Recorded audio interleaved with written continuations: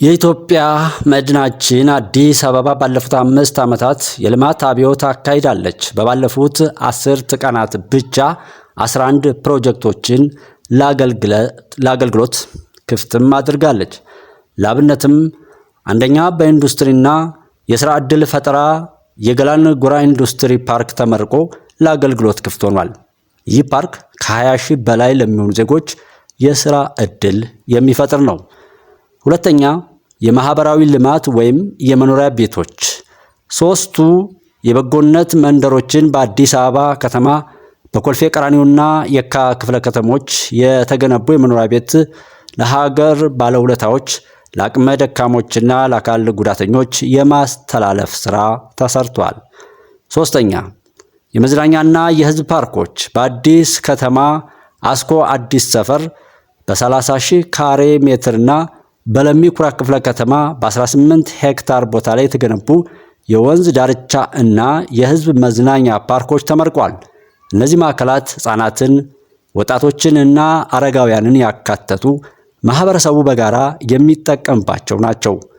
አራተኛ የኑሮ ውድነትን ለማቃለል የግብይት ማዕከላትን የማስፋት ሥራ አካል የሆነው 7ኛው የለሚ ሁለገብ የገበያ ማዕከል ተመርቆ ለአገልግሎት ክፍት መደረጉ ነው።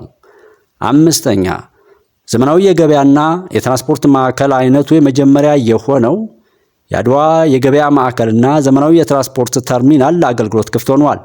የዚህ ማዕከል ሱቆችና ካፍቴሪያዎች ለፒያሳ ልማት ተነሺዎች በዕጣ ተላልፈዋል። 6ኛ በለሚ ኩራ ክፍለ ከተማ በ3 ሄክታር መሬት ላይ የተገነባው 16 ሱቆችንና 18 ሼዶችን የያዘ የተቀናጀ የከተማ ግብርና ማዕከል አገልግሎትም ክፍት ተደርጓል። 7ኛ የስፖርትና የወጣቶች ማዕከል በቦሌ ክፍለ ከተማ የሚገኘው የለሚ ኮሚኒቲ ስታዲየም 5 ስፖርት ማዘውተሪያዎች፣ 95 የህፃናት መጫወቻዎች፣ 6 የህፃናት ማቆያ ወይም ዴይኬር ማዕከላት፣ ካፍቴሪያዎችና አምፊቲያትሮችን ጨምሮ ለወጣቶች ተጠቃሚነት የሚያገለግሉ መሰረተ ልማቶችን አሟልቶ አገልግሎት መስጠት ጀምሯል።